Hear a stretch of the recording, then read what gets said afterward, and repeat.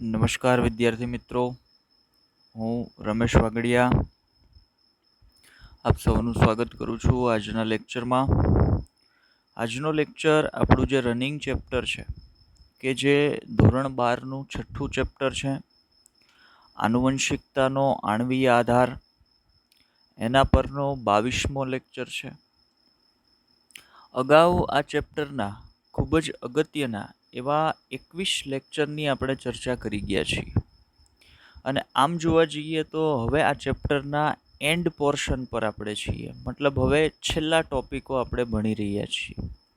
આ ચેપ્ટરની અંદર જેટલા અગત્યના જેટલા ડિફિકલ્ટ પોર્શન હતા એ બધાને આપણે બહુ સરળ રીતે સમજી લીધા છીએ અને હવે આપણને બધાને એ ટોપિકના કોઈ પણ પ્રકારના પ્રશ્ન છે એ પૂછવામાં આવે તો આપણને એનો આઈડિયા છે એ આવી જશે. બરાબર, કેમ કે આપણે એક વખત વ્યવસ્થિત રીતે જેટલો આ ચેપ્ટરનો ડિફિકલ્ટ પોર્શન હતો, લાઈક આપણે વાત કરીએ તમને કે ભાઈ ડીએનએનું બંધારણ આપણે સમજી લીધા, ત્યારબાદ આપણે અભ્યાસ કર્યો ડીએનએમાંથી ડીએનએ બનવાની પ્રક્રિયા, સ્વયંજનનની પ્રક્રિયા, ત્યારબાદ આપણે વાત કરી ડીએનએમાંથી એમઆરએનએ બનવાની પ્રક્રિયા જેને આપણે પ્રત્યાંકન કહેતા હતા, ત્યારબાદ આપણે વાત કરી એમઆરએનએ પરથી પ્રોટીન સંશ્લેષણની પ્રક્રિયા જેને આપણે ભાષાંતરણ કહેતા હતા, જેમાં શરૂઆતમાં આપણે એક વાત કરી હતી પ્રસ્થાપિત પ્રણાલી. બરાબર, કે જે ક્રિક નામના વૈજ્ઞાનિકે સમજાવ્યું હતું કે ભાઈ કોઈ પણ જનીન અથવા તો કોઈ પણ ડીએનએનો ભાગ કે જે એક નિશ્ચિત માહિતી ધરાવે છે એ અભિવ્યક્ત કઈ રીતે થાય, તો ભાઈ એ અભિવ્યક્ત એક પ્રોટીન બનાવે, પ્રોટીન બનાવવાના સ્વરૂપથી અભિવ્યક્ત થાય. કેમ કે દરેક જનીન પાસે માહિતી શેની છે, તો ભાઈ દરેક જનીન પાસે એક પ્રોટીન બનાવવા માટેની નિશ્ચિત માહિતી છે અને એ જનીન અભિવ્યક્ત કયા ક્રમમાં થશે, તો ભાઈ જનીન પોતાની પાસે જે માહિતી છે એ એમઆરએનએને આપશે, એમઆરએનએ એ માહિતી છે એને લઈને આવશે, એ માહિતી કોષના કોષરસમાં આવશે, કોષરસની અંદર એ માહિતી આધારિત પ્રોટીન સંશ્લેષણની પ્રક્રિયા થશે. કઈ રીતે થાય છે એની કમ્પ્લીટ ડિટેલ માહિતી છે એ આપણે આગળના લેક્ચરોની અંદર જોઈ ગયા છીએ. આજના લેક્ચરની વાત કરીએ તો મેં કીધું એમ કે હવે આપણે ચેપ્ટરના એન્ડ પોર્શન પર છીએ, છેલ્લા 2 ટોપિકની આપણે ચર્ચા કરવાની છે. એમાં એક ટોપિકની જે આજે આપણે વાત કરવાની છે એ છે હ્યુમન જીનોમ પ્રોજેક્ટ, HGP. હવે હ્યુમન જીનોમ પ્રોજેક્ટ એટલે શું છે અને હ્યુમન જીનોમ પ્રોજેક્ટ વિશે આપણે આજના લેક્ચરની અંદર વાત કરવાના છીએ, એઝ વેલ આપણે આના પછીના લેક્ચરની અંદર પણ હ્યુમન જીનોમ પ્રોજેક્ટ વિશે વાત કરવાના છીએ. મતલબ હ્યુમન જીનોમ પ્રોજેક્ટ જે એક ટોપિક આપણને એનસીઆરટીમાં આપ્યો છે એને આપણે 2 લેક્ચરમાં આપણે ડિવાઈડ કરી નાખવાના છીએ.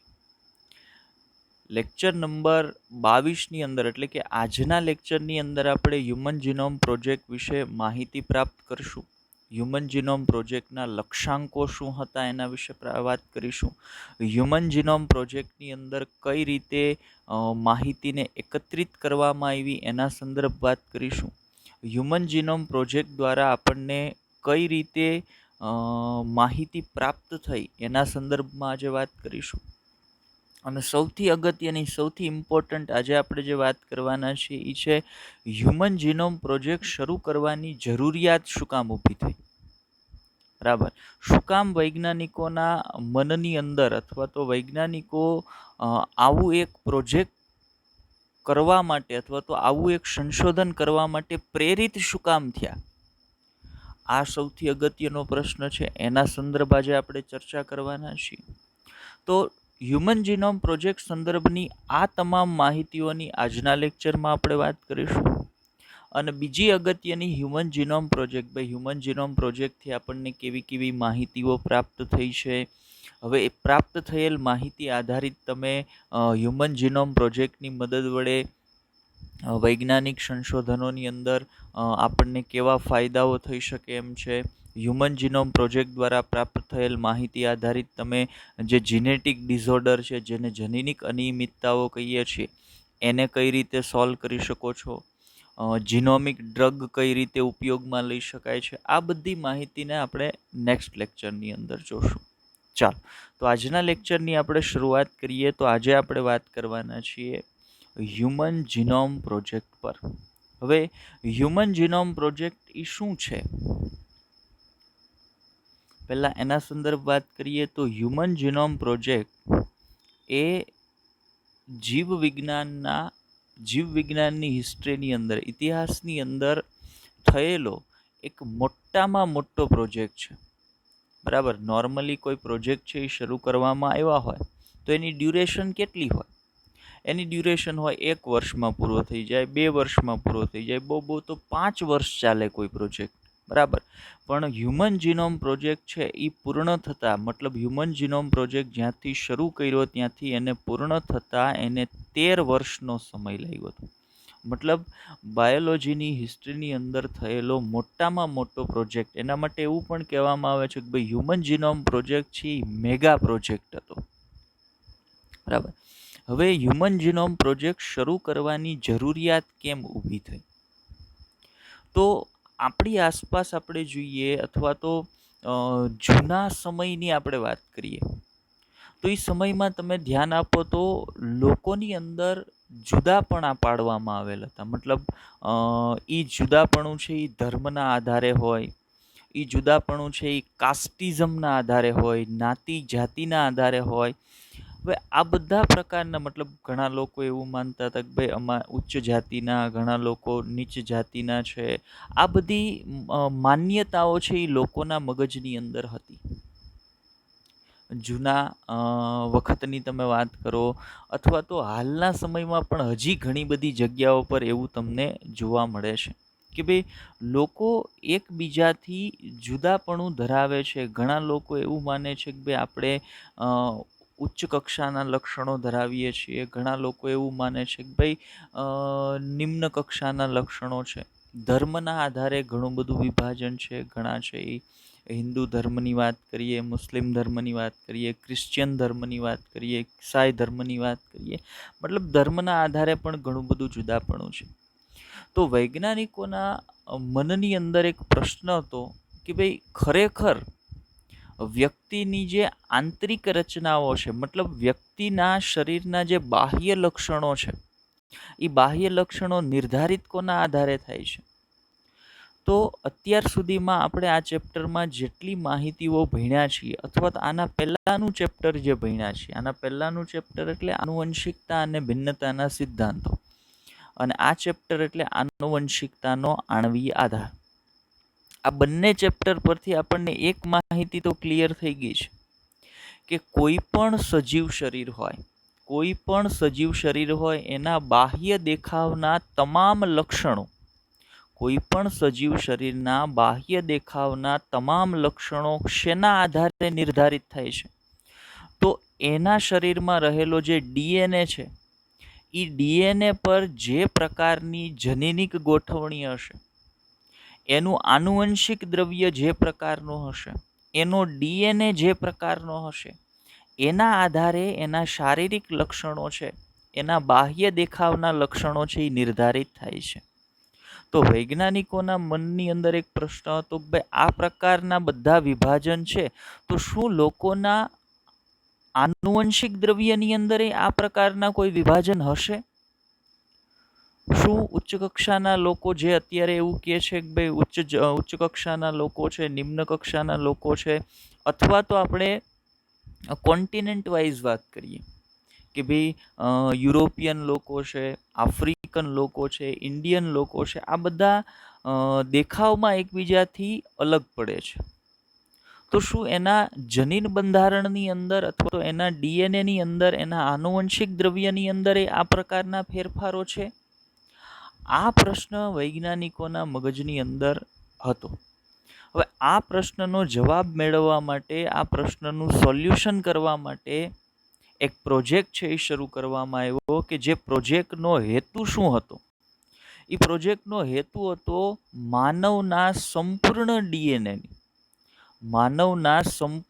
ડીએનએ પર જે કંઈ પણ પ્રકારના ન્યુક્લિયોટાઇડની જોડીઓની ગોઠવણી થયેલી છે એ ગોઠવણીઓને જાણવો કે ભાઈ માનવના ડીએનએ પર ન્યુક્લિયોટાઇડની ગોઠવણી આવેલી છે, તો એ માનવના ડીએનએ પર ન્યુક્લિયોટાઇડની ગોઠવણીનો જે ક્રમ છે એ સંપૂર્ણ ડીએનએ પર ન્યુક્લિયોટાઇડની ગોઠવણીના ક્રમને જાણવો આ હ્યુમન જીનોમ પ્રોજેક્ટનો મુખ્ય ઉદ્દેશ્ય હતો.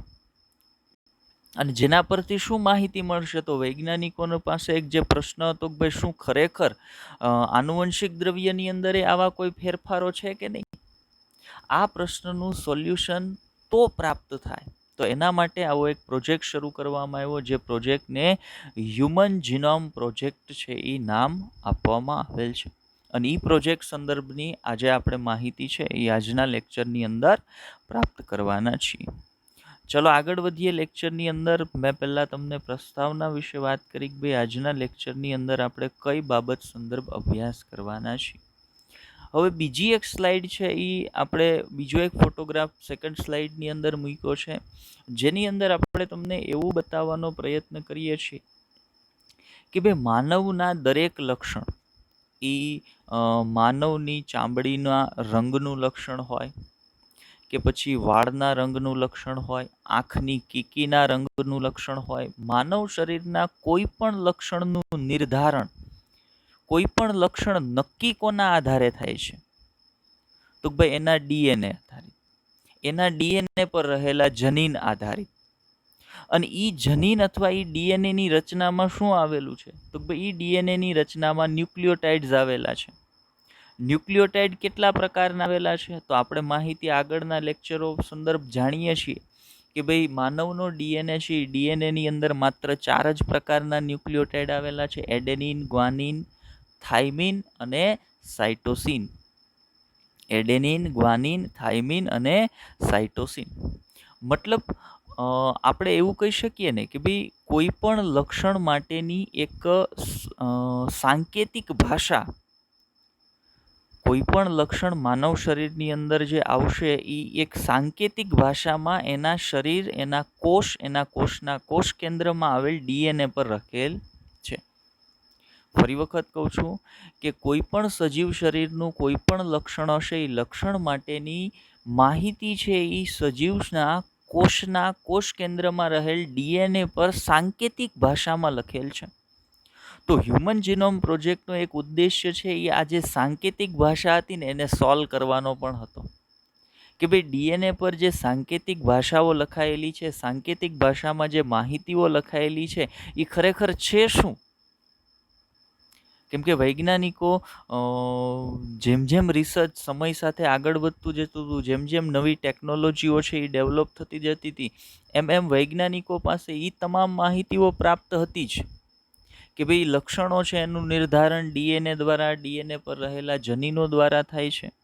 હવે જાણવાનું માત્ર એ જ બાકી હતું કે ભાઈ બે જુદા જુદા વ્યક્તિઓ, બરાબર, એક જ પિતૃના બે સંતાનો હશે તો એ પણ લક્ષણોની બાબતમાં થોડું ઘણું જુદાપણું ધરાવતા હશે. એકથી બીજો વ્યક્તિ છે એ વિશ્વની અંદર જુદાપણું ધરાવતો છે. વિશ્વની પોપ્યુલેશન ખૂબ મોટી છે, તો એની અંદર એક વ્યક્તિથી બીજો વ્યક્તિ છે એ સ્પષ્ટપણે લક્ષણોનું જુદાપણું ધરાવે છે. તો આ જુદાપણાનું કારણ એના આનુવંશિક દ્રવ્યની અંદર આટલો મોટો ફેરફાર છે, અથવા તો એનું આનુવંશિક દ્રવ્ય એક વ્યક્તિથી બીજા વ્યક્તિનું જુદાપણું છે. હવે આ સમજવા માટે વૈજ્ઞાનિકોએ આ પ્રકારના એક પ્રોજેક્ટની શરૂઆત કરી હતી, જેને હ્યુમન જીનોમ પ્રોજેક્ટ તરીકે ઓળખવામાં આવેલ છે. હ્યુમન જીનોમ પ્રોજેક્ટ સંદર્ભ આપણે મોટાભાગની માહિતી કઈ ભણવાના છીએ? તો એનસીઆરટીની અંદર જે માહિતીઓ આપણને આપેલી છે એના સંદર્ભ આપણે મોટાભાગે વાત કરવાના છીએ. એકાદ બે જગ્યાએ થોડુંક એનસીઆરટીથી બહાર જઈ અને આપણે માહિતીની વાત કરવી પડશે, તો ત્યાં થોડાક એનસીઆરટીથી બહાર જઈને પણ માહિતી પ્રાપ્ત કરીશું. બાકી મોટાભાગની માહિતી છે હ્યુમન જીનોમ પ્રોજેક્ટ સંદર્ભ એનસીઆરટીમાં જે આપી છે એને આપણે સમજીશું. માત્ર એનસીઆરટીમાં આપી છે એ માહિતીને આપણે વાંચી જઈશું એવું નથી. એને આપણે એક એક લીટીને વ્યવસ્થિત રીતે સમજવાનો પ્રયત્ન કરશું કે ભાઈ હ્યુમન જીનોમ પ્રોજેક્ટ ખરેખર કયા હેતુથી હતો અને હ્યુમન જીનોમ પ્રોજેક્ટ છે એ ખરેખર શું છે. ચાલો તો આપણે આગળ વધીએ લેક્ચરની અંદર અને જોઈએ કે ભાઈ એનસીઆરટી આપણને હ્યુમન જીનોમ પ્રોજેક્ટ માટે શું કહે છે. તો શું કીધું છે, જો આગળના વિભાગમાં તમે અભ્યાસ કરી ચૂક્યા છો કે ડીએનએમાં જોવા મળતા બેઝનો અનુક્રમ કોઈ પણ સજીવની આનુવંશિક માહિતીને નિર્ધારિત કરે છે. હવે આનુવંશિક માહિતી એટલે શું? તો આનુવંશિકતા એટલે પિતૃના લક્ષણો સંતતિમાં ઉતરી આવવાની ઘટના, એને આપણે આનુવંશિકતા કહેતા હતા. હવે આનુવંશિકતા માટે જવાબદાર જે ઘટક હોય એને આપણે આનુવંશિક દ્રવ્ય કહેતા હતા. અને એ આનુવંશિક દ્રવ્ય પર જે માહિતી હોય ને એ માહિતીને આનુવંશિક માહિતી કહેવાય. ફરી વખત તમને કહું છું, આનુવંશિકતા એટલે શું? પિતૃના લક્ષણો સંતતિમાં ઉતરી આવવાની ઘટના. એ આનુવંશિકતા માટે જવાબદાર દ્રવ્ય હોય એને આપણે આનુવંશિક દ્રવ્ય કહેતા હતા. અને આનુવંશિક દ્રવ્ય પર જે માહિતી હોય ને એ માહિતીને આપણે આનુવંશિક માહિતી કહીએ. અને આનુવંશિક માહિતી કોના દ્વારા નક્કી થાય છે? તો આનુવંશિક માહિતી જે કોઈ વ્યક્તિ છે એ વ્યક્તિના ડીએનએ પર જે બેઝ હતા, ડીએનએ પર જે બેઝ હતા એ બેઝનો અનુક્રમ એટલે એ બેઝની ગોઠવણી, લાઈક ATGC, કોઈની અંદર એવી ગોઠવણી હોય ATGC, કોઈમાં એવું હોય AGCT, કોઈની અંદર એવું હોય GCAT. તો આ જે એનો અનુક્રમ છે ને એ અનુક્રમ દ્વારા આનુવંશિક માહિતી છે એ નિર્ધારિત થાય છે. ડીએનએની અંદર જે ન્યુક્લિયોટાઇડ બેઝ આવેલા હતા એ બેઝની ગોઠવણી છે ને એ વ્યક્તિની આનુવંશિક માહિતી છે ને એને નક્કી કરે છે, એનું નિર્ધારણ છે એ કરે છે. ચલો આગળ વધીએ. બીજા શબ્દમાં માહિતીને અથવા આ જ બાબતને બીજા શબ્દમાં તમે કઈ રીતે વર્ણવી શકો? તો શું કહે છે એનસીઈઆરટી? જુઓ, બીજા શબ્દમાં કોઈ પણ સજીવની આનુવંશિક વ્યવસ્થા તેના ડીએનએમાં જોવા મળતા અનુક્રમો દ્વારા નક્કી થાય છે.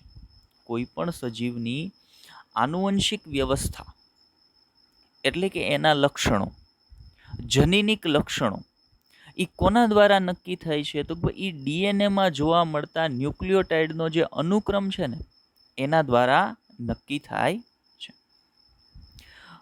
જો બે વ્યક્તિઓમાં ભિન્નતા જોવા મળે છે તો તેના ડીએનએ અનુક્રમમાં 100% તમને ભિન્નતા જોવા મળશે જ.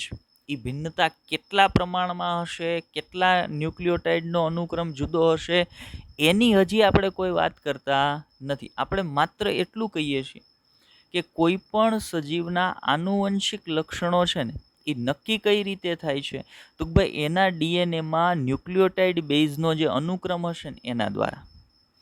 બે વ્યક્તિ જુદા જુદા લક્ષણો ધરાવે છે, બે વ્યક્તિ લક્ષણોની બાબતમાં જુદાપણું ધરાવે છે, તો એનો બહુ સ્પષ્ટ એવો અર્થ થાય છે કે એના ડીએનએ પર ન્યુક્લિયોટાઇડનો જે અનુક્રમ હશે ને એ 100% જુદો હશે.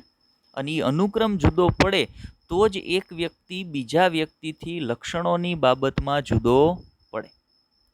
આગળ વાત કરીએ એનાથી, તો આ ધારણાઓ હ્યુમન જીનોમમાં રહેલા ડીએનએના પૂર્ણ અનુક્રમ વિશે તપાસ કરવા માટે વિવશ કરે છે. મતલબ આ બધી માહિતીઓ છે એ વૈજ્ઞાનિકો પાસે આવી ગઈ હતી કે ભાઈ ન્યુક્લિયોટાઇડનો અનુક્રમ છે એ આનુવંશિક લક્ષણો નક્કી કરે છે. પછી એક વ્યક્તિથી બીજો વ્યક્તિ જુદો પડે છે તો એના ન્યુક્લિયોટાઇડનો અનુક્રમ છે એ પણ ભિન્ન હશે, એ પણ જુદો હશે. હવે એ બધી માહિતી મળી ગઈ હતી પછી વૈજ્ઞાનિકો પાસે હવે જાણવાનો પ્રશ્ન એ હતો કે ભાઈ એ અનુક્રમોની ગોઠવણી કયા પ્રકારની હશે? હ્યુમન જીનોમની અંદર ન્યુક્લિયોટાઇડનો અનુક્રમ કયા પ્રકારનો હોય છે? તો એ માહિતી પ્રાપ્ત કરવા માટે આ આગળની જે બધી માહિતીઓ મળી ને એણે વૈજ્ઞાનિકોને પ્રેરિત કર્યા. હવે વૈજ્ઞાનિકોનું લક્ષ્ય શું હતું? હવે વૈજ્ઞાનિકોનું લક્ષ્ય હતું કે ભાઈ માનવનો સંપૂર્ણ જીનોમ એટલે માનવનો પૂર્ણ ડીએનએ. તો માનવના પૂર્ણ ડીએનએમાં અનુક્રમ, ન્યુક્લિયોટાઇડનો અનુક્રમ કયો છે ને એની તપાસ કરવા માટે વૈજ્ઞાનિકો છે ને એ આ બધી માહિતી પરથી પ્રેરિત થયા. અને એ તપાસ કરવા માટે એક પ્રોજેક્ટની શરૂઆત કરવામાં આવી. એ પ્રોજેક્ટ એટલે કયો પ્રોજેક્ટ? તો ભાઈ એને જ હ્યુમન જીનોમ પ્રોજેક્ટ છે એ નામ આપવામાં આવ્યું. કારણ આ પ્રોજેક્ટ દરમિયાન હ્યુમનના સંપૂર્ણ આનુવંશિક દ્રવ્યના ન્યુક્લિયોટાઇડના અનુક્રમો હતા ને એની ગોઠવણી છે ને એની માહિતી પ્રાપ્ત કરવાના ઉદ્દેશ્યથી આ પ્રોજેક્ટ છે એ શરૂ કરવામાં આવ્યો હતો. એટલા માટે એને હ્યુમન જીનોમ પ્રોજેક્ટ એવું નામ આપવામાં આવ્યું. ચાલો સંદર્ભ આગળ માહિતીની વાત કરીએ તો આપણે એક ફિલ્ડની વાત લઈએ. પહેલાં બાયોલોજીનું જીવવિજ્ઞાનનું એક ક્ષેત્ર છે જેને જીનેટિક એન્જિનિયરિંગ તરીકે ઓળખવામાં આવે. હવે જીનેટિક એન્જિનિયરિંગની તકનીકીના વિકાસથી ડીએનએના ખંડોનું અલગીકરણ અથવા ક્લોનિંગ કરી શકાય છે. હવે જીનેટિક એન્જિનિયરિંગ એ જીવવિજ્ઞાનની એક એવી શાખા છે કે જેની અંદર ડીએનએની કાપણી છે, ડીએનએના બે ટુકડાઓને જોડવા છે, આ બધા જ સંદર્ભે કાર્ય છે એ થતા હોય. જીનેટિક એન્જિનિયરિંગ છે એ વિજ્ઞાનની એક જીનેટિક એન્જિનિયરિંગ વિશે આપણે આગળ બાયોટેકનોલોજીના આગળ 2 ચેપ્ટરનો આપણે અભ્યાસ કરવાના છીએ.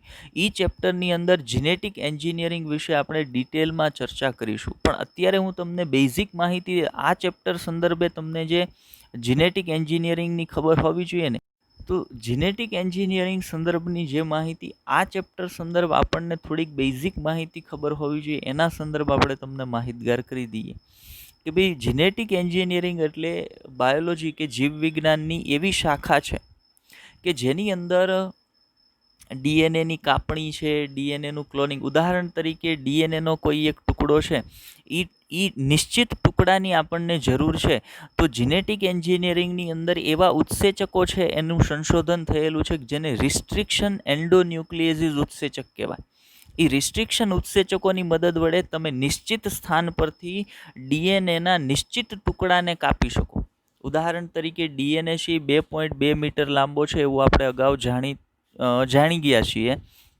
તો એ 2.2 મીટર લાંબા ડીએનએમાં એક નાનો ટુકડો ડીએનએનો, જેને આપણે એક જનીન કહીએ છીએ, તો મારે સંપૂર્ણ ડીએનએની જરૂર નથી. મારે માત્ર એ આખા ડીએનએમાં એક નાનો ટુકડો જે એક નિશ્ચિત પ્રકારનું જનીન છે કે જે એક નિશ્ચિત કાર્ય કરવા માટે જવાબદાર છે, એ એક ટુકડાનું મારે જરૂર હોય ને તો હું સંપૂર્ણ ડીએનએમાંથી એક ટુકડાને કાપી અને અલગ કરી શકું છું.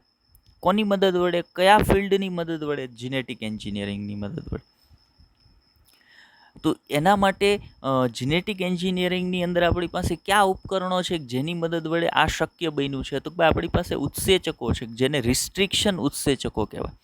એ ઉત્સેચકો એક નિશ્ચિત જગ્યાએથી ડીએનએની કાપણી કરી શકતા હોય. અને બીજી બાબત જીનેટિક એન્જિનિયરિંગની અંદર શું છે? તો બીજી બાબત છે ક્લોનિંગ. ક્લોનિંગ કરવું એટલે જોડવું. બરાબર. ઉદાહરણ તરીકે તમે એક નિશ્ચિત ડીએનએનો ટુકડો એક જગ્યાએથી કાઢી લીધો કે જેની તમને જરૂરિયાત હતી, જે જનીનનો તમારે અભ્યાસ કરવો હતો. હવે એ ડીએનએના ટુકડાને બીજા કોઈ ડીએનએ સાથે તમે જોડી પણ શકો છો. જેમ તમે કાપી અને અલગ કરી શકો છો, એમ તમે એને બીજા ડીએનએ સાથે જોડી પણ શકો છો. તો એક અલગ કરેલા ડીએનએના ટુકડાને બીજા ડીએનએ સાથે, બીજા ઈચ્છિત ડીએનએ સાથે જોડવાનું કાર્ય છે ને એને ક્લોનિંગ તરીકે ઓળખવામાં આવે. તો જીનેટિક એન્જિનિયરિંગનો વિકાસથી આ વસ્તુ હવે શક્ય બની છે. કઈ? તો ભાઈ ડીએનએના ખંડનું અલગીકરણ કરવું, બે ડીએનએના ટુકડાઓને એકબીજા સાથે જોડવા, જેને આપણે ક્લોનિંગ તરીકે ઓળખીએ છીએ, આ બધું હવે કરી શકાય છે. અને ડીએનએ અનુક્રમોને જાણવા માટે સરળ અને ઝડપી તકનીકોના વિકાસથી હવે જીનેટિક એન્જિનિયરિંગની અંદર ડીએનએનો જે અનુક્રમ છે એની અંદર ન્યુક્લિયોટાઇડની જે ગોઠવણી છે એને જાણવા માટેની તકનીકો છે એનો પણ વિકાસ થયો. હવે આ બધી ટેકનોલોજીના વિકાસથી 1990ની અંદર, હવે જો આ બધું નહોતું ત્યાં સુધી વૈજ્ઞાનિકો આ બધું કરવાનું વિચારી નહોતા શકતા. બરાબર કે ડીએનએના અનુક્રમોને જાણવાનું વૈજ્ઞાનિકો ત્યાં સુધી નહોતા વિચારી શકતા. પણ હવે વૈજ્ઞાનિકો પાસે આ બધી તકનીકો છે કે તમે ડીએનએના એક ટુકડાને કાપી શકો છો, ડીએનએના એક ટુકડાને બીજી કોઈ જગ્યાએ જોડી શકો છો, તમે ડીએનએના અનુક્રમોને જાણી શકો છો. તો આ બધી તકનીકો હવે વૈજ્ઞાનિકો પાસે અવેલેબલ છે. તો હવે વૈજ્ઞાનિકોએ 1990માં હ્યુમન જીનોમના અનુક્રમની તપાસ કરવા માટે એક મહત્વકાંક્ષી પ્રોજેક્ટની શરૂઆત કરી. મતલબ ઇમ્પોર્ટન્ટ માહિતી આવી. કઈ માહિતી આવી? તો ભાઈ હ્યુમન જીનોમ પ્રોજેક્ટની શરૂઆત ક્યારે થઈ? તો ભાઈ હ્યુમન જીનોમ પ્રોજેક્ટની શરૂઆત ઈસવીસન 1990ની સાલમાં કરવામાં આવી હતી. કયા હેતુથી કરવામાં આવી? તો ભાઈ વૈજ્ઞાનિકો છે એ હ્યુમનના સંપૂર્ણ જીનોમ એટલે માનવના સંપૂર્ણ ડીએનએ પર ન્યુક્લિયોટાઇડના અનુક્રમોની તપાસ કરવા માંગતા હતા કે ભાઈ એ ન્યુક્લિયોટાઇડ કયા ક્રમમાં ગોઠવાયેલા છે, એ ન્યુક્લિયોટાઇડનો ક્રમ શું છે, એને જાણવા માટે ઈસવીસન 1990માં એક પ્રોજેક્ટ છે એ શરૂ કરવામાં આવ્યો. એ પ્રોજેક્ટને નામ શું આપવામાં આવ્યું હતું? ભાઈ એ પ્રોજેક્ટને નામ આપવામાં આવ્યું હ્યુમન જીનોમ પ્રોજેક્ટ, HGP. તો હવે આપણી પાસે એક માહિતી છે કે ભાઈ હ્યુમન જીનોમ પ્રોજેક્ટ શરૂ ક્યારે થયો હતો? તો ભાઈ હ્યુમન જીનોમ પ્રોજેક્ટને 1990ની સાલમાં શરૂ કરવામાં આવ્યો હતો. હજી આપણે હ્યુમન જીનોમ પ્રોજેક્ટની સંદર્ભની કોઈ પણ માહિતી વિશે વાત કરી નથી. હવે આપણે હ્યુમન જીનોમ પ્રોજેક્ટની માહિતી સંદર્ભ વાત કરવાના છે કે ભાઈ હ્યુમન જીનોમ પ્રોજેક્ટ છે એ કયા પ્રકારનો પ્રોજેક્ટ હતો, એની અંદર કેટલો ખર્ચ લાગેલો, હ્યુમન જીનોમ પ્રોજેક્ટને મેગા પ્રોજેક્ટ શું કામ કહેવામાં આવે છે, સૌથી ખર્ચાળ પ્રોજેક્ટ શું કામ કહેવામાં આવે છે, એની શરૂઆત કોણે કરી હતી, શરૂઆતમાં એના માટે ફંડિંગ કોણે કર્યું હતું, આ બધી માહિતીઓ સંદર્ભ હવે આપણે ચર્ચા કરવાના છીએ. બરાબર. અત્યાર સુધી માત્ર આપણે શું માહિતી જોતા હતા? તો હ્યુમન જીનોમ પ્રોજેક્ટ એક મેગા પ્રોજેક્ટ હતો. બરાબર. હવે એને મેગા પ્રોજેક્ટ શું કામ કહેતા હતા એના સંદર્ભ આગળ આપણે માહિતીની વાત કરીશું કે ભાઈ human genome project mega project તરીકે ઓળખાય છે. મેગા પ્રોજેક્ટ તરીકે ઓળખાય છે એની પાછળનું એક કારણ હું તમને એવું આપી શકું, અથવા તો આપણે એવું આપી શકીએ કે પ્રોજેક્ટ શરૂ કરવામાં આવ્યો હતો 1990ની સાલમાં. અને પ્રોજેક્ટની ડ્યુરેશન શું હતી, કેટલા વર્ષો સુધી ચાલ્યો હતો? તો ભાઈ 13 વર્ષ સુધી. આ પ્રોજેક્ટ કેટલા વર્ષ સુધી ચાલ્યો હતો? 13 વર્ષ સુધી ચાલ્યો હતો. મતલબ એક નોર્મલ બાયોલોજિકલ પ્રોજેક્ટ અથવા નોર્મલ બાયોલોજિકલ રિસર્ચની કમ્પેરિઝનમાં બહુ મોટા ડ્યુરેશન સુધી, ખૂબ લાંબા સમય સુધી આ પ્રોજેક્ટ ચાલેલો. એટલા માટે એ પ્રોજેક્ટને મેગા પ્રોજેક્ટ તરીકે ઓળખવામાં આવે છે. બીજું કે એક સામાન્ય બાયોલોજિકલ રિસર્ચની અંદર લાગેલ ખર્ચની કમ્પેરિઝનમાં આ પ્રોજેક્ટની અંદર બહુ મોટો ખર્ચ લાગેલો. એના હેતુથી પણ અથવા તો સંદર્ભમાં પણ તમે હ્યુમન જીનોમ પ્રોજેક્ટને મેગા પ્રોજેક્ટ તરીકે ઓળખાવી શકો, અથવા તો મેગા પ્રોજેક્ટ તરીકે આપણે એને દર્શાવી શકીએ. હવે કેટલો ખર્ચ લાગેલો એ સંદર્ભ આગળ આપણે માહિતીની વાત કરીશું. જો આ પ્રોજેક્ટના ઉદ્દેશોને ધ્યાનમાં રાખીએ તો તેના વિસ્તાર અને આવશ્યકતા વિશે કલ્પના કરી શકીએ જે નીચે પ્રમાણે છે. હવે ઉદ્દેશો શું હતા એને તમે ધ્યાનમાં રાખી અને વાત કરો તો આ ઉદ્દેશ એક આપણે આગળ જે વાત કરી એના આધારે આપણને એટલો આઈડિયા તો આવી જાય કે ભાઈ આ પ્રોજેક્ટનો સામાન્ય ઉદ્દેશ શું હતો? તો ભાઈ સામાન્ય નહીં પણ આમ તો મુખ્ય ઉદ્દેશ શું હતો? તો ભાઈ માનવના ડીએનએ પર જે ન્યુક્લિયોટાઇડના અનુક્રમો છે એ અનુક્રમોની માહિતી પ્રાપ્ત કરવી આ હ્યુમન જીનોમ પ્રોજેક્ટનો મુખ્ય ઉદ્દેશ્ય હતો. બરાબર. તો એના સંદર્ભમાં નીચે આપણને માહિતી આપી છે એ જોઈએ થોડીક. મેં કીધું ને ખૂબ ખર્ચાળ પ્રોજેક્ટ હતો. એ શું કામ એટલો બધો ખર્ચાળ હતો? તો એની માહિતી હવે આપણને નીચે પ્રાપ્ત થશે કે ભાઈ હ્યુમન જીનોમમાં લગભગ 3×10⁹ ઇમ્પોર્ટન્ટ માહિતી, 3×10⁹ જેટલી બેઝની જોડીઓ, ન્યુક્લિયોટાઇડ બેઝની જોડીઓ છે એ આવેલી છે. બરાબર. કેટલી જોડીઓ આવેલી છે? 3×10⁹ જેટલી ન્યુક્લિયોટાઇડની જોડીઓ છે એ એક માનવ ડીએનએની અંદર આવેલી હોય છે. અને આ માહિતી કોના સંદર્ભની છે? તો યાદ રાખજો, આ માહિતી માનવનો જે એન કોષ હશે ને, મતલબ એકકીય કોષ, એકકીય માનવનો સામાન્ય દૈહિક કોષ કેવો હોય? 2n હોય ને, 2n દ્વિકીય હોય. આની અંદર કેટલા રંગસૂત્ર હોય? 46 રંગસૂત્ર હોય. તો આ 3×10⁹ બેઝની જોડીઓ છે એ આ 46 રંગસૂત્રો માટે નથી, એ માત્ર n એકકીય કોષ માટે છે. બરાબર. એ માત્ર રંગસૂત્રોનો એક સેટ જે આવેલો હોય ને, આપણા શરીરમાં રંગસૂત્રના 2 સેટ આવેલા છે, કેમ કે દરેક રંગસૂત્ર જોડીમાં છે. એટલે આપણે એમ કહી શકીએ ને કે પહેલો જે સેટ છે એમાં પહેલા રંગસૂત્રની જોડીનું એક, બીજા રંગસૂત્રની જોડીનું એક, ત્રીજા રંગસૂત્રની જોડીનું એક, એમ જોડીઓમાં રંગસૂત્રનો અભ્યાસ નથી કર્યો, પણ દરેક જોડીના માત્ર એક રંગસૂત્ર વિશે માહિતી પ્રાપ્ત કરીએ તો આપણે જાણીએ છીએ કે રંગસૂત્રની જોડીના બંને રંગસૂત્ર કેવા છે? તો ભાઈ રંગસૂત્રની જોડીના બંને રંગસૂત્ર છે એ સમજાત છે. એટલે સમજાત રંગસૂત્રમાં તમે એક રંગસૂત્રનો વ્યવસ્થિત રીતે માહિતી પ્રાપ્ત કરો તો બીજા રંગસૂત્ર પર એને યુઝ્યુઅલ જ માહિતી આવેલી છે. એટલે વૈજ્ઞાનિકોએ 46 અથવા 23 જોડ રંગસૂત્રનો અભ્યાસ કરવાને બદલે માત્ર કેટલા રંગસૂત્રનો અનુક્રમ જાણ્યો તો ભાઈ માત્ર 24 રંગસૂત્ર.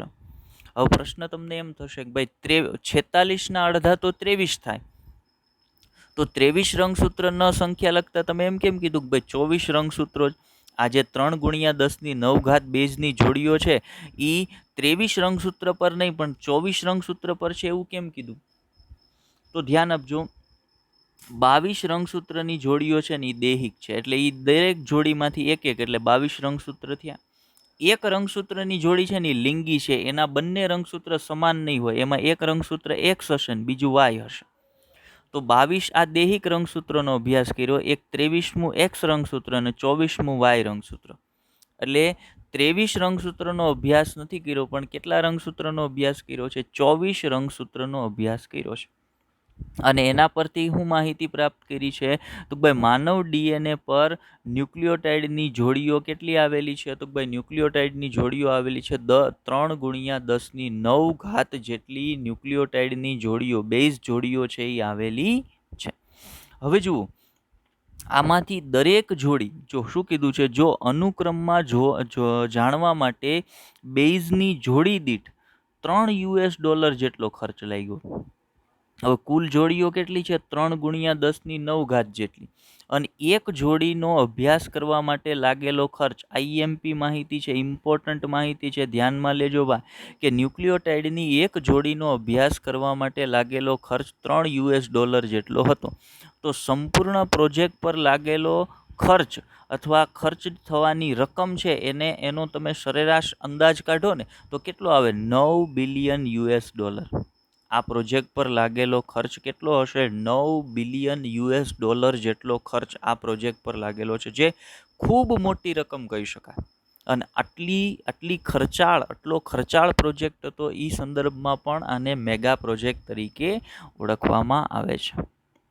આગળ વાત કરીએ કે પ્રાપ્ત અનુક્રમોને તમે ટાઈપ કરી અક્ષરોની જેમ પુસ્તકમાં સંગ્રહિત કરવામાં આવે. ઉદાહરણ તરીકે આપણને એમ થાય કે ભાઈ ડીએનએ પર જે અનુક્રમો છે, ન્યુક્લિયોટાઇડના અનુક્રમો, ન્યુક્લિયોટાઇડ જોડીઓના અનુક્રમો છે, એને આપણે લખવા છે, બુકની અંદર પેનથી આપણે લખવા છે, બરાબર, અથવા તો બુકની અંદર તમારે ટાઈપ કરીને એને રાખવા છે. તો એના માટે સ્ટોરેજ ડિવાઇસ કેવડા જોઈએ? જો એના સંદર્ભ હું તમને માહિતી આપું કે તમારે એને ટાઈપ કરીને પુસ્તકમાં સંગ્રહિત કરીને રાખવા તો કેટલા પુસ્તક જોઈએ? તો ભાઈ પ્રત્યેક પેજમાં 1000 અક્ષરો આવે. વાત શું છે કે જે ડીએનએ માનવના હ્યુમન ડીએનએ પર જે ન્યુક્લિયોટાઇડનો અનુક્રમ છે એને તમારે લખીને પુસ્તકની અંદર લખીને રાખવા હોય તો દરેક પેજની અંદર 1000 અક્ષરો સમાય. અને આવા દરેક પેજમાં 1000 અક્ષરો હોય તો તે પ્રકારે આ પુસ્તક 1000 પેજના હોય. આ પુસ્તક 1000 પેજના હોય તો માનવ કોષની ડીએનએની માહિતીને ભેગી કરવા કેટલા પુસ્તક જોઈએ? તો 3300 પુસ્તક જોઈએ. ત્યારે માનવના એક કોષમાં આવેલ ડીએનએ જે છે ને, માનવના એક કોષમાં આવેલ ડીએનએ છે ને, એ ડીએનએની માહિતી છે ને એને તમે લઈ શકો, એને લખી શકો. મતલબ સમજો, અહીંયા સેજ તમે કન્ફ્યુઝ થશો. એનસીઈઆરટીની લેંગ્વેજ પરથી હું તમને સેજ ક્લેરિફિકેશન આપું કે માનવના એક કોષની અંદર જે ડીએનએ આવેલું છે ને, એ ડીએનએને તમારે લખીને રાખવો હોય, એ ડીએનએ પર જે માહિતી અથવા એ ડીએનએ પર ન્યુક્લિયોટાઇડનો જે ક્રમ છે એને તમારે હસ્તલિખિત કરવો હોય, હાથે લખી અને રાખવો હોય, સાચવવો હોય તો તમારે કેટલી બુક જોઈએ? 3300 બુક જોઈએ. અને એ દરેક બુકમાં કેટલા પેજ હોવા જોઈએ? તો કે દરેક બુકમાં 1000 પેજ હોવા જોઈએ. અને એ દરેક પેજની અંદર અક્ષરોની સંખ્યા કેટલી હશે? 1000 અક્ષર હશે. ત્યારે તમે આટલી બુકો ભેગી, આટલી બુકોનું લખાણ કરશો ને, ત્યારે તમે માનવના એક કોષની અંદર જે ડીએનએ આવેલ છે ને, એ ડીએનએના અનુક્રમોને લખી શકશો. મતલબ આપણે એમ કહી શકીએ ને કે કોઈ એક વ્યક્તિ પોતાના સંપૂર્ણ જીવનકાળ દરમિયાન માનવના એક કોષ પર ડીએનએનો જે અનુક્રમ છે ને, એ અનુક્રમની માહિતીને પોતાના સંપૂર્ણ જીવનકાળ દરમિયાન લખી ન શકે. કેમ કે જો એને લખવું હોય તો એને કેટલી બુકો લખવી પડે, 3300 પુસ્તક લખવા પડે ને દરેક પુસ્તકમાં કેટલા પાના હોવા જોઈએ, 1000 પાના હોવા જોઈએ, દરેક પાના ઉપર કેટલા અક્ષરો લખવાના, 1000 અક્ષર લખવાના. અહીંયા એક અક્ષર બરાબર શું માહિતી છે, તો અહીંયા એક અક્ષર બરાબર એક ન્યુક્લિયોટાઇડની જોડી. એટલે દરેક પેજમાં 1000 ન્યુક્લિયોટાઇડની જોડી લખવામાં આવે ને તોય એવા 1000 પેજ ધરાવતી 3300 પુસ્તક ભરાય ને ત્યારે તમે માનવના એક કોષનો જે ડીએનએ છે ને એ ડીએનએની માહિતીને તમે હસ્તલિખિત કરીને સાચવી શકો. બરાબર. હવે એટલે માનવના સંપૂર્ણ જીવનકાળ દરમિયાન આ પોસિબલ થવું શક્ય નથી કે ભાઈ કોઈ માનવ છે એ પોતાના સંપૂર્ણ જીવનકાળ દરમિયાન આખા ડીએનએની જે માહિતી છે એને હસ્તલિખિત કરી શકે. તો એના માટે શું કરવું પડે, તો ભાઈ એના માટે બીજી ટેકનોલોજીઓ વિકસાવવી પડે કે ભાઈ માનવ નથી લખી શકતો, તો એના માટે હ્યુમન જીનોમ પ્રોજેક્ટ દરમિયાન સુપર કોમ્પ્યુટર વિકસાવવામાં આવ્યા, જેમાં કોમ્પ્યુટર છે એ સીધું ડીએનએની માહિતી વાંચી, ડીએનએમાં રહેલ અનુક્રમને વાંચી અને સીધા કોમ્પ્યુટરની અંદર એને સ્ટોરેજ છે એ કરી લેતું હતું, અથવા એને કોમ્પ્યુટર છે એને સીધે ડીએનએ અનુક્રમોને એક નિશ્ચિત સાંકેતિક ભાષામાં જ પોતાની અંદર લખી લેતું હતું, કે જેથી કરીને એ પ્રક્રિયા થોડીક ઝડપી અને સરળ થઈ જાય. બાકી જો એને તમે હસ્તલિખિત કરવા બેસો તો એ માહિતી ક્યારેય એકત્રિત થઈ શકે નહીં. બરાબર. ચાલો આગળ વાત કરીએ. હવે આપણે હ્યુમન જીનોમ પ્રોજેક્ટ શું છે એ માહિતી પ્રાપ્ત કરી લીધી. હવે હ્યુમન જીનોમ પ્રોજેક્ટના લક્ષ્યાંકો શું છે, ગોલ શું છે, કે ભાઈ હ્યુમન જીનોમ પ્રોજેક્ટ શું કામ શરૂ કરવામાં આવ્યો, એના મુખ્ય લક્ષ્યાંકો શું છે, એના વિશે માહિતી પ્રાપ્ત કરીએ. તો હ્યુમન જીનોમ પ્રોજેક્ટ કેટલાક મહત્વના લક્ષ્યાંકો માટે શરૂ કરવામાં આવ્યો, જે નીચે મુજબ છે. ચાલો એકને જોઈએ. તો પહેલો લક્ષ્યાંક હ્યુમન જીનોમ પ્રોજેક્ટનો તો માનવ ડીએનએમાં લગભગ 20,000 થી 25,000 બધા જ જનીનોને ઓળખવા એવો અંદાજ કરવામાં આવતો. જ્યાં સુધી હ્યુમન જીનોમ પ્રોજેક્ટ નહોતો થયો ત્યાં સુધી વૈજ્ઞાનિકો એવો અંદાજ કરતા કે માનવના ડીએનએ પર કમસે કમ 80,000 થી 1,40,000 જેટલા જનીનો આવેલા હશે. પણ હ્યુમન જીનોમ પ્રોજેક્ટ બાદ જાણકારી પ્રાપ્ત થઈ કે ભાઈ એક માનવના ડીએનએ પર 25,000 થી 30,000 જેટલા, 25 થી અહીંયા આંકડો 20,000 થી 25,000 જેટલો છે, પણ આગળ આપણે જશું ત્યાં પાછો બીજો એક આંકડો આવશે કે ભાઈ માનવના ડીએનએ પર 30,000 સમથિંગ જનીનો છે એ આવેલા હોય છે. તો લક્ષ્યાંકો સંદર્ભે મારે એ યાદ રાખવાનું કે ભાઈ 20,000 થી 25,000 જે જનીનો આવેલા છે એ બધા જનીનોના અનુક્રમને ઓળખવા, આ એક લક્ષ્યાંક હતો. આપણે કોઈ પણ કામ શરૂ કરતા હોય તો એનો કોઈક હેતુ હોય ને કે ભાઈ કામ આ હેતુથી કરીએ છીએ, આ કામથી આપણને આ માહિતી પ્રાપ્ત થશે. એમ હ્યુમન જીનોમ પ્રોજેક્ટના પણ લક્ષ્યાંકો હતા, હેતુ હતા કે ભાઈ હ્યુમન જીનોમ પ્રોજેક્ટથી વૈજ્ઞાનિકો માનવના ડીએનએ પર લગભગ 20,000 થી 25,000 જે જનીનો આવેલા છે એ બધા જ જનીનોને ઓળખવા માંગતા હતા કે ભાઈ દરેક જનીન કયું છે. બીજો લક્ષ્યાંક શું હતો, તો બીજો લક્ષ્યાંક હતો હ્યુમન જીનોમનો કે હ્યુમન જીનોમને બનાવતી 3 બિલિયન રાસાયણિક બેઝની જોડીઓનો અનુક્રમ ઓળખવો. હવે પહેલી માહિતી શું ઓળખવી હતી કે જનીનો કેટલા આવેલા છે. બીજી માહિતી એ દરેક જનીન અથવા તો માનવના સંપૂર્ણ ડીએનએ પર 3 બિલિયન જેટલી રાસાયણિક બેઝની જોડીઓ આવેલી છે. તો એ રાસાયણિક બેઝની જોડીઓનો અનુક્રમ શું હતો, બીજી આ એક માહિતી છે એ પ્રાપ્ત કરવાનો લક્ષ્યાંક અથવા હેતુ હતો હ્યુમન જીનોમ પ્રોજેક્ટનો. ત્રીજો, તો જે માહિતી પ્રાપ્ત થાય ને એ માહિતીને ડેટાબેઝ સ્વરૂપમાં સંગ્રહિત કરવી અથવા સ્ટોર કરવાનો લક્ષ્યાંક હતો કે ભાઈ આપણને જાણકારી પ્રાપ્ત થાય કે માનવના ડીએનએ પર ન્યુક્લિયોટાઇડનો અનુક્રમ આ પ્રકારનો છે, તો એને એક ડેટાબેઝ સ્વરૂપમાં સ્ટોર કરવો, સંગ્રહિત કરવો, આ એક લક્ષ્યાંક હતો હ્યુમન જીનોમ પ્રોજેક્ટનો. કે ભાઈ આપણી પાસે એ સંગ્રહિત સ્વરૂપમાં માનવનો જે ડીએનએ હોય એ ડીએનએની ન્યુક્લિયોટાઇડની જોડીઓ છે એનો અનુક્રમ છે એ આપણી પાસે હોય, એ ડેટાબેઝ સ્વરૂપમાં સ્ટોર પડ્યો હોય, તો એનો ઉપયોગ છે આપણે ઘણા બધા હેતુ સંદર્ભ કરી શકીએ. એનાથી આપણે વિવિધ પ્રકારની જનીનિક અનિયમિતતાઓનો અભ્યાસ કરી શકીએ. એ જનીનિક અનિયમિતતાઓને દૂર કઈ રીતે કરી શકાય, એનું સોલ્યુશન કઈ રીતે લઈ શકાય, આ તમામ કાર્યો છે એ જો આપણી પાસે ડેટાબેઝ સ્વરૂપમાં આ માહિતી સંગ્રહિત હોય તો આપણે કરી શકીએ.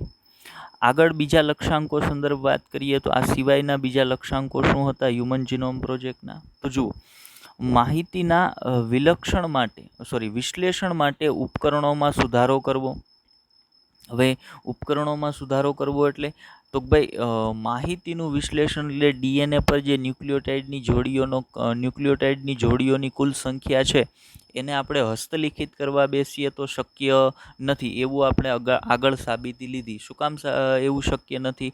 તો ભાઈ 3300 બુક કોઈ એક વ્યક્તિ પોતાના સંપૂર્ણ જીવનકાળ દરમિયાન હસ્તલિખિત કરી શકે નહીં.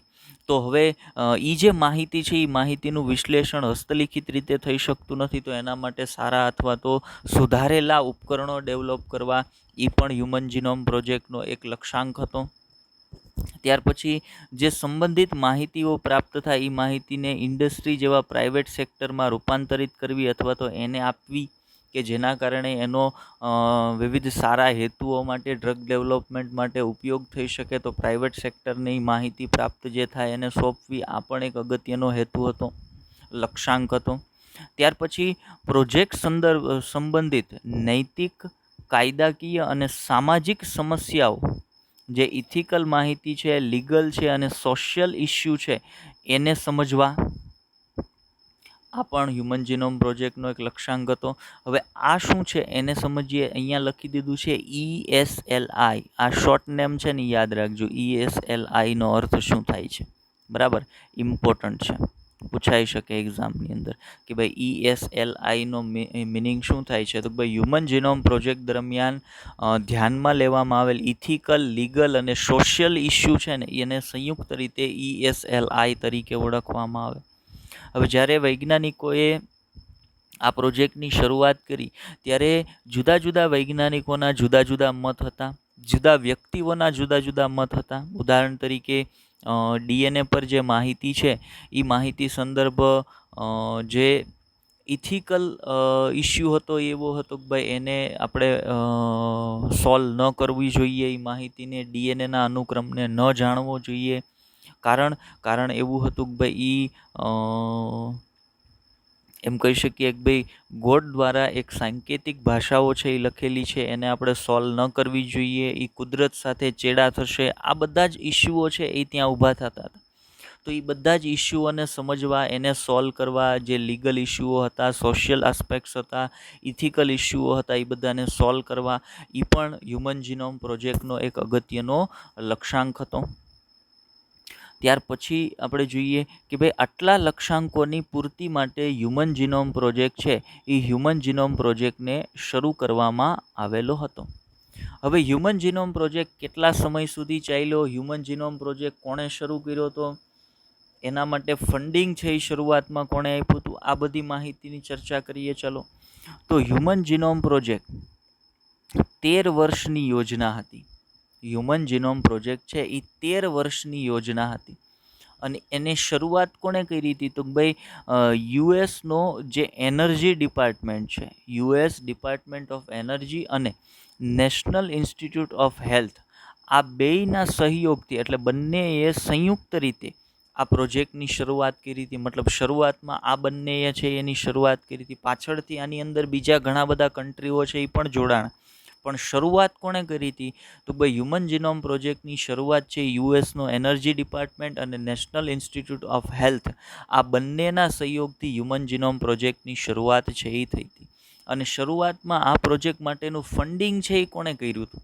મતલબ આવું કોઈ રિસર્ચ ચાલે છે તો એ રિસર્ચ સંદર્ભ ઘણા બધા ખર્ચાઓ છે એ લાગતા હોય, તો એના માટે ફંડિંગ કોણે કર્યું હતું? તો ભાઈ યુકેનું જે વેલકમ ટ્રસ્ટ હતું એણે HGP હ્યુમન જીનોમ પ્રોજેક્ટમાં મુખ્ય ભાગીદારી આપી હતી. મતલબ શરૂઆતનું ફંડિંગ છે, પૈસા છે હ્યુમન જીનોમ પ્રોજેક્ટ માટે જે લાગ્યા હતા એ કોણે આપ્યા હતા? કે વેલકમ ટ્રસ્ટ, જે યુકેનું વેલકમ ટ્રસ્ટ છે એણે આના સંદર્ભ જે છે ફંડિંગ હતું, જે કાંઈ પૈસાની જરૂરિયાતો હતી એ પૂરી પાડી હતી. શરૂઆત કોણે કરી હતી? યુએસનો એનર્જી ડિપાર્ટમેન્ટ અને નેશનલ ઇન્સ્ટિટ્યૂટ ઓફ હેલ્થ, આ બંનેના સહિયારા પ્રયાસથી શરૂ થયો હતો.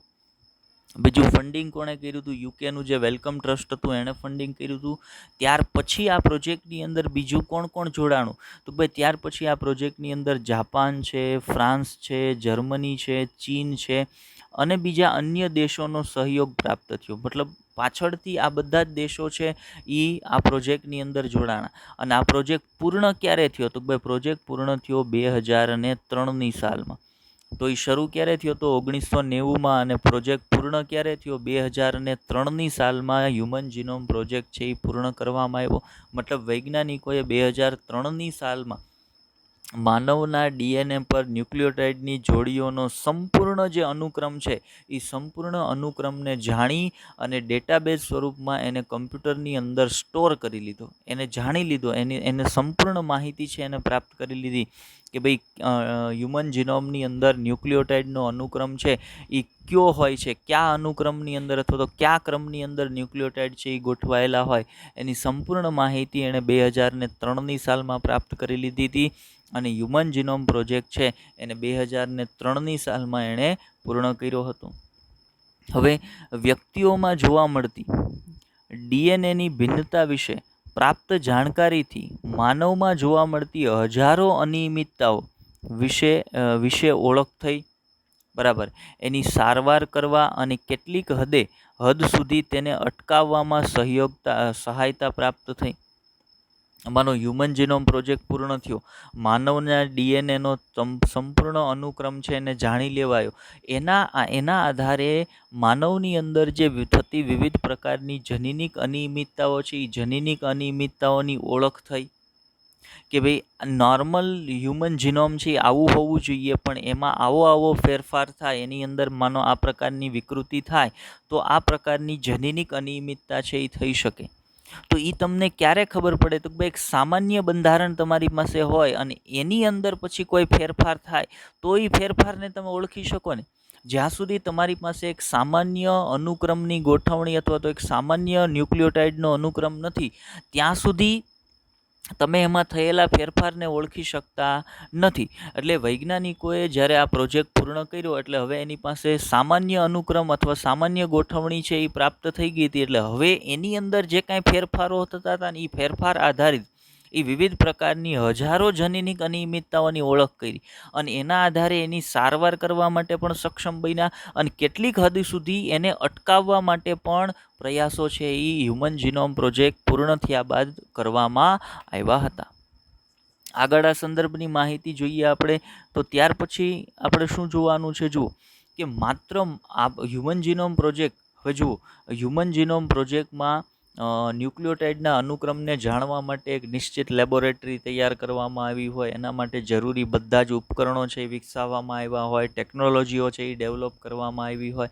તો વૈજ્ઞાનિકોએ એવું વિચાર્યું કે ભાઈ આપણે માત્ર માનવ નહીં, માનવના ડીએનએની તો સંપૂર્ણ માહિતી આપણે આ પ્રોજેક્ટમાં પ્રાપ્ત કરવાના જ છીએ, પણ માનવેતર એટલે માનવ સિવાયના સજીવો, એના ન્યુક્લિયોટાઇડના અનુક્રમની પણ જાણકારી પ્રાપ્ત કરવાનો વૈજ્ઞાનિકોએ પ્રયાસ કર્યો. અને એમાં કોની અનુક્રમની જાણકારી છે એ વૈજ્ઞાનિકોએ પ્રાપ્ત કરી. જો તેનાથી વિશેષ માનવ જીવવિજ્ઞાનના રહસ્યોને સમજવા માનવેતર એટલે કેવા માનવ સિવાયના જે સજીવો, માનવેતર સજીવોના ડીએનએ અનુક્રમની પ્રાપ્ત જાણકારીના આધારે પણ તેની પ્રાકૃતિક ક્ષમતાઓનો ઉપયોગ કરી સ્વાસ્થ્ય સુરક્ષા, કૃષિ, ઉર્જા ઉત્પાદન અને પર્યાવરણીય સુધારણાની દિશામાં ઉદ્ભવતા પડકારોનું સમાધાન કરી શકાય છે. હવે વૈજ્ઞાનિકોએ બાકીના સજીવોના ન્યુક્લિયોટાઇડના અનુક્રમને જાણ્યા અને એના આધારે એણે એ સજીવોને માનવના ઉપયોગી વિવિધ સ્વાસ્થ્ય સુરક્ષા સંબંધિત, કૃષિ સંબંધિત, ઉર્જા ઉત્પાદન સંબંધિત અને પર્યાવરણીય સુધારણા સંબંધિત વિવિધ જે સજીવો છે, માનવેતર સજીવો છે એનો ઉપયોગ લીધો.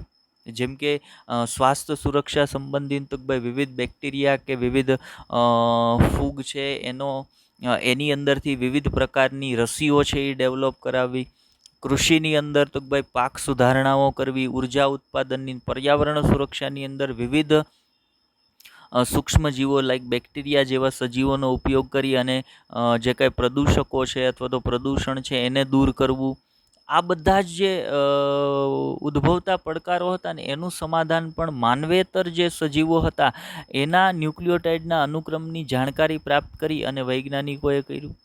ત્યાર પછી વાત કરીએ, જુઓ માનવેતર સજીવો તરીકે કોના ડીએનએનો અભ્યાસ છે હ્યુમન જીનોમ પ્રોજેક્ટ અંતર્ગત કરવામાં આવ્યો હતો. તો કેટલાક અમાનવીય મોડેલ એટલે કે માનવેતર સજીવ જેમ કે બેક્ટેરિયા, ઇસ્ચેરેશિયા કોલાઈ બેક્ટેરિયાની વાત કરીએ, પછી ઈસ્ટ, પછી સિનોરેપ્ટિડિસ એલિગન્સ. હવે આ સિનોરેપ્ટિડિસ એલિગન્સ છે એ શું છે? તો ભાઈ એ એક પ્રકારનું મુક્તજીવી બિનરોગકારક સૂત્રકૃમિ છે. નોર્મલ સૂત્રકૃમિ છે એ રોગકારક હોઈ શકે અથવા રોગ ઉત્પન્ન કરી શકે એવા હોઈ શકે, પણ આની અહીંયા જેની આપણે વાત કરીએ છીએ સિનોરેપ્ટિડિસ એલિગન્સ, સી એલિગન્સ તરીકે પણ એને ઓળખવામાં આવે. અને સી એલિગન્સ એક્ઝામની અંદર ઘણી બધી વખત પૂછાઈ ગયું છે. એ આઈએમપી છે. હવે સિનોરેપ્ટિડિસ એલિગન્સ અથવા સી એલિગન્સ છે એ એક પ્રકારનો મુક્તજીવી બિનરોગકારક સૂત્રકૃમિ છે. એના સંદર્ભ બીજા એક બે મુદ્દા કહું છું જે આપણે અહીંયા લેક્ચરમાં ઇન્ક્લુડ નથી કર્યા, એને સેજ નોટ કરી લેજો. કે સિનોરેપ્ટિડિસ એલિગન્સ છે એના ન્યુક્લિયોટાઇડ અનુક્રમની તપાસ પરથી, એનો સંપૂર્ણ અભ્યાસ કરવા પરથી એવી માહિતી પ્રાપ્ત થઈ હતી કે ભાઈ સી એલિગન્સની અંદર 959 કોષો તેના ચેતાતંત્રમાં હાજર હોય છે. સી એલિગન્સના ચેતાતંત્રની અંદર 959 જેટલા કોષો હાજર હોય છે. મતલબ 959 જેટલા કોષો ભેગા મળી અને સી એલિગન્સનું ચેતાતંત્ર બનાવે છે. આ 959 કોષોમાંથી 131 કોષો એવા હતા 131 કોષો એવા હતા જે એપોપ્ટોસિસની પ્રક્રિયા અથવા એને એપોપ્ટેસિસની પ્રક્રિયા કહેવાય. એપોપ્ટેસિસની પ્રક્રિયા માટે જવાબદાર હતા. હવે એપોપ્ટોસિસ એટલે શું? તો ભાઈ આત્મહત્યાની પ્રક્રિયા. એ કોષો પોતાની જાતે જ પોતાને મારી નાખવાની ક્ષમતા ધરાવતા હતા. 131 કોષો એવા હતા કે એનું જનીન બંધારણ એવું હતું કે એ જનીન બંધારણના આધારે પોતે જ પોતાનો નાશ કરવાની ક્ષમતા ધરાવતા હતા. તો યાદ રાખજો 131 કોષો છે. હવે આ 131 કોષો છે એ એના મગજને નુકસાન પહોંચાડી શકતા હતા.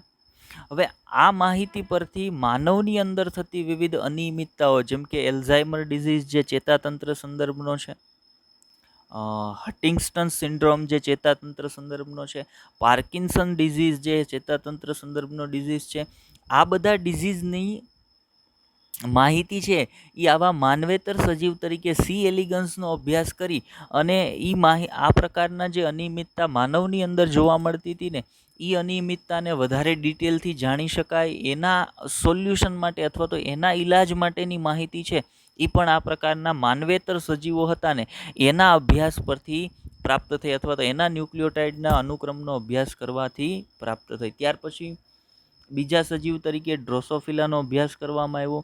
વનસ્પતિઓમાં ડાંગરનો છોડ, ત્યાર પછી એરાબિડોપ્સિસ વનસ્પતિ છે એનો આ એરાબિડોસિસ છે એ પણ આઈએમપી છે.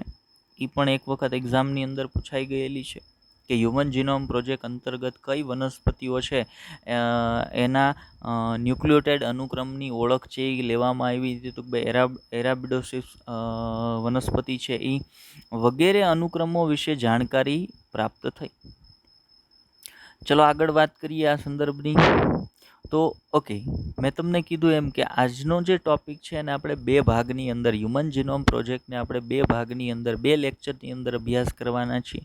તો આજના લેક્ચરમાં આપણે હ્યુમન જીનોમ પ્રોજેક્ટ સંદર્ભ કઈ માહિતી લીધી? તો ભાઈ હ્યુમન જીનોમ પ્રોજેક્ટને શરૂ શું કામ કર્યો? બીજું, હ્યુમન જીનોમ પ્રોજેક્ટ કેટલા વર્ષો સુધી ચાલ્યો, એની અંદર કેટલો ખર્ચ થયો, બરાબર. એ સિવાય હ્યુમન જીનોમ પ્રોજેક્ટમાં માનવ સિવાયના બીજા માનવેતર સજીવો તરીકે કોના જીનોમની ઓળખ કરવામાં આવી, આ બધી માહિતી છે ને એ આજના લેક્ચરની અંદર આપણે જોઈએ. એ સિવાયની એની મેથોડોલોજી શું હતી, ત્યાર પછી હ્યુમન જીનોમ પ્રોજેક્ટથી એકચ્યુઅલ માહિતી કેવી પ્રાપ્ત થઈ, માનવ ડીએનએમાં સૌથી વધારે ન્યુક્લિયોટાઇડનો ક્રમ ધરાવતું જનીન કયું છે, સૌથી ઓછું ન્યુક્લિયોટાઇડનો જનીન ધરાવતું ન્યુક્લિયોટાઇડનો સંખ્યા ધરાવતું જનીન કયું છે, સૌથી વધારે જનીનો કયા રંગસૂત્ર પર આવેલા છે, સૌથી ઓછા જનીનો કયા રંગસૂત્ર પર આવેલા છે. આ બધી માહિતી આપણે નેક્સ્ટ લેક્ચરની અંદર હ્યુમન જીનોમ પ્રોજેક્ટ સંદર્ભની ભણીશું. ચાલ, તો આજના લેક્ચરની અંદર હ્યુમન જીનોમ પ્રોજેક્ટ સંદર્ભ આટલી માહિતીની આપણે વાત કરવાની હતી. હવે લેક્ચરના અંતમાં આપણે એક બે હોમવર્કના ક્વેશ્ચન છે એ તમને આપી દઈએ છીએ. ચાલો, તો ગયા લેક્ચરમાં આપણે જે ટોપિક ભણ્યા એના સંદર્ભ આપણે 1 કે 2 ક્વેશ્ચન આપીએ છીએ તમને. તો પહેલો ક્વેશ્ચન જે તમારો છે એ છે લેક ઓપેરોનની સ્વિચ ઓફ. ધ્યાનથી સાંભળજો. લેક ઓપેરોન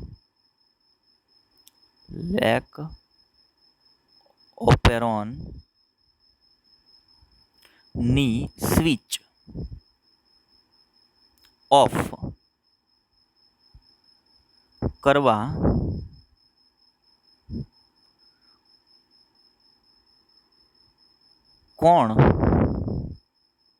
કોની સાથે જોડાય છે. આ તમારો પહેલો ક્વેશ્ચન છે કે લેક ઓપેરોનની સ્વિચ ઓફ કરવા કોની સાથે જોડાય છે. ક્વેશ્ચન નંબર બીજો, લેક ઓપેરોનમાં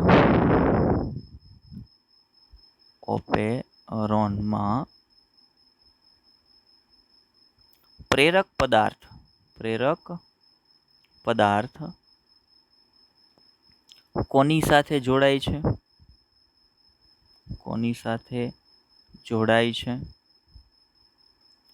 ક્વેશ્ચન નંબર 2.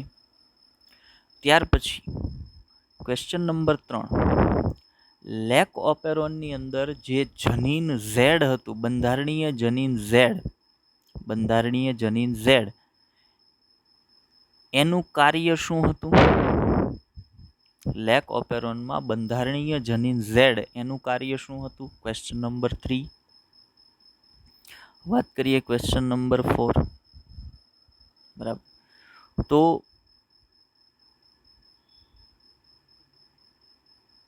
જનીન આઈ કયા પદાર્થનું નિર્માણ કરે છે. આ તમારો ચોથો ક્વેશ્ચન છે. ચાલો તો 4 ક્વેશ્ચન રાખીએ આજના લેક્ચરમાં આપણે. ચોથો ક્વેશ્ચન, જનીન આઈ કયા પદાર્થનું નિર્માણ કરે છે. તો 4 ક્વેશ્ચનના આન્સર બધાએ કોમેન્ટની અંદર કરવાના છે. ફરજિયાત કોમેન્ટ કરવાની છે. તો આજના લેક્ચરની અંદર આટલું જ. લેક્ચરને ધ્યાનથી જોજો, સમજવાનો પ્રયત્ન કરજો. ન સમજાતી બાબતો કોમેન્ટ કરજો. આપણે ફરી એક વખત તમને સમજાવીશું. The stop.